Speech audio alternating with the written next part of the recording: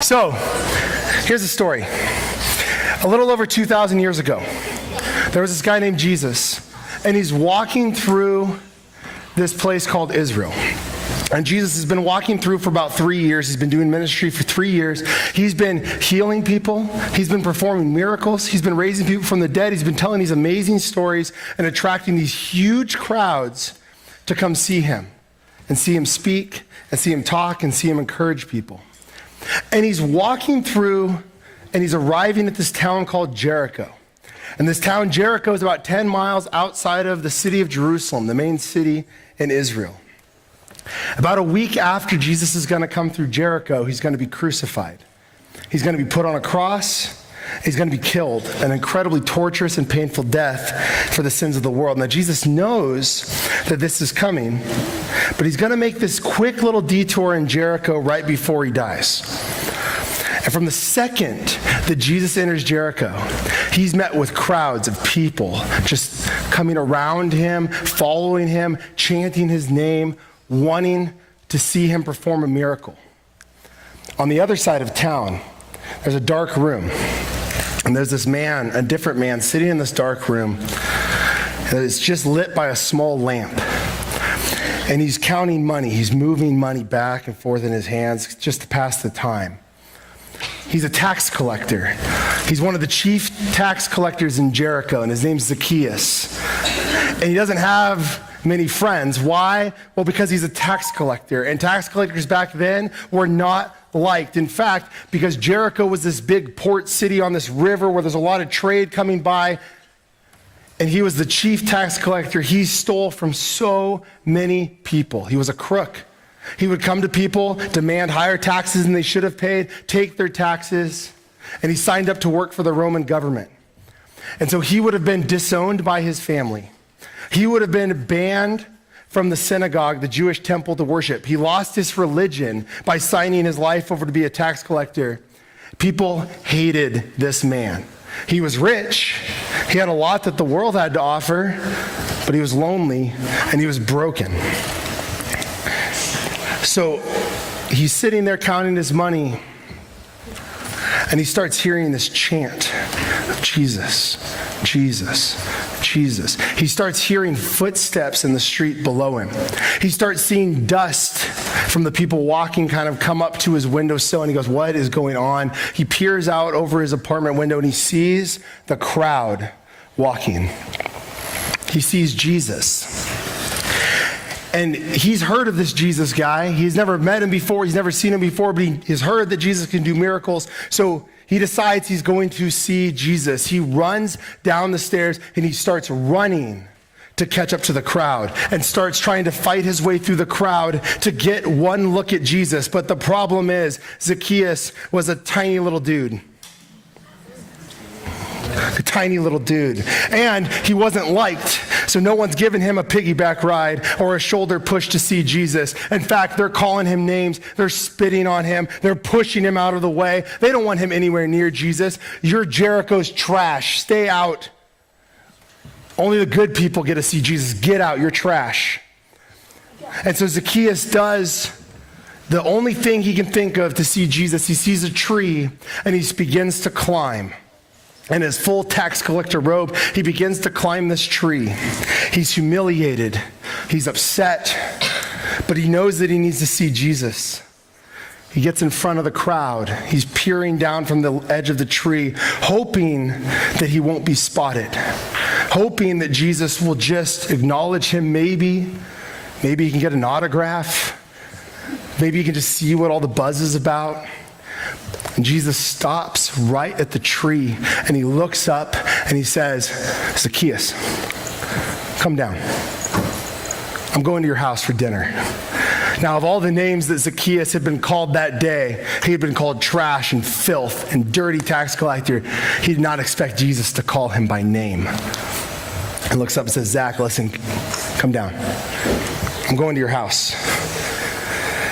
And so Zacchaeus comes down from this tree and immediately welcomes Jesus inside his home. And his home would have been a mess. The dude never had people over.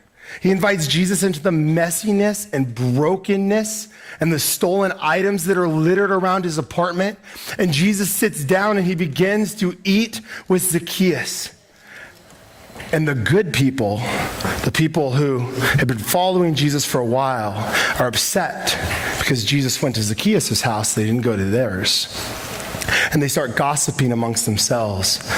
And they say, man, this Jesus just went to go eat with a sinner. He went to go eat with the trash. He went to go eat with the people that make mistakes.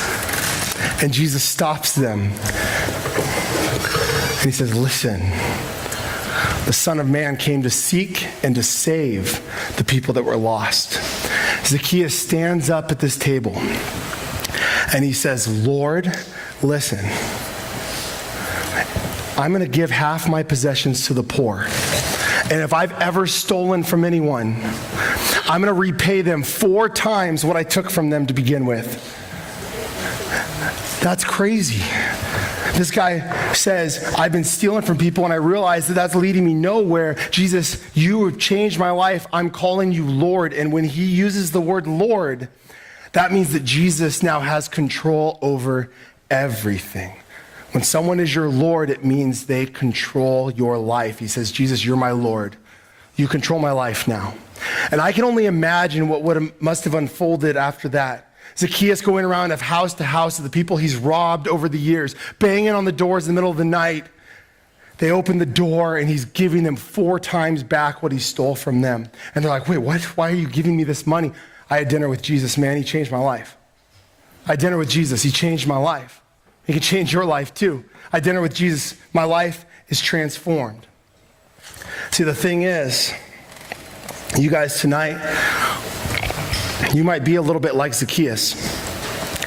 You might have just trying to get a glimpse of Jesus. Maybe you've heard about stories of people that are following Jesus. Maybe you've heard about your friends talk about Jesus and it makes you a little bit curious to see who this Jesus is. And you're coming to youth group for one of the first times to check this out. And who is this Jesus?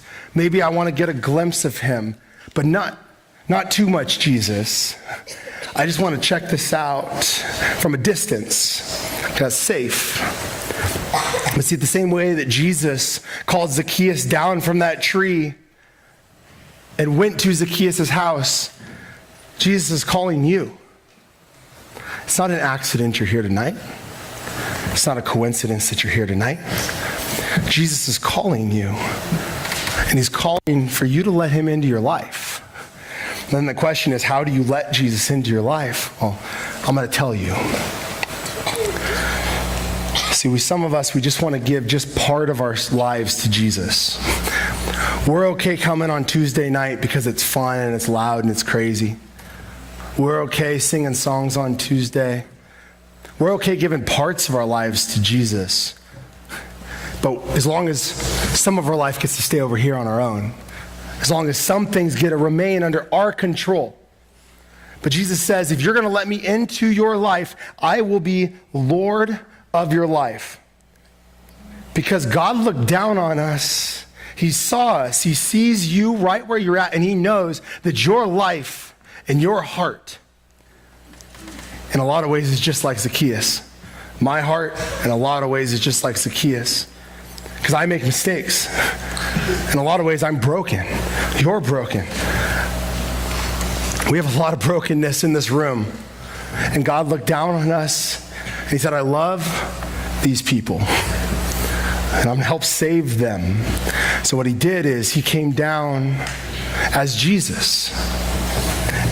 And he became a man, and he died on the cross to take away our sin and our mistake so we don't have to be separated from God. So why did Jesus have to die? Well, it's because he loved us enough to come down to us, knowing that we couldn't get to him. We have no way to get to God on our own. And we've messed up. And our mistakes demand a penalty. Romans 6:23 says, for the wages of sin is death. What we've earned by our sin, our mistakes, our shame and our guilt, the separation that we've experienced from Jesus, what we've earned by that is death. But the second part of that verse says, but the free gift of God is eternal life in Jesus Christ our Lord. So our penalty is death, but Jesus paid the penalty in our place. He died on the cross so you can experience freedom. Romans 10:9 says, if you confess with your mouth that Jesus is Lord and believe in your heart that God raised him from the dead, then you'll be saved.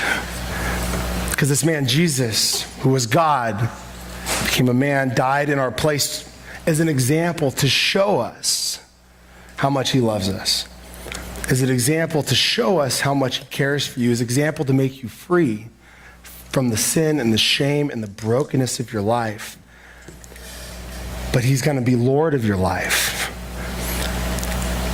The same way, Jesus did not have to go through Jericho to get to Jerusalem. Jesus knew where he was going. He was heading to Jerusalem to die on the cross. He was a week away from his death, and he knew it.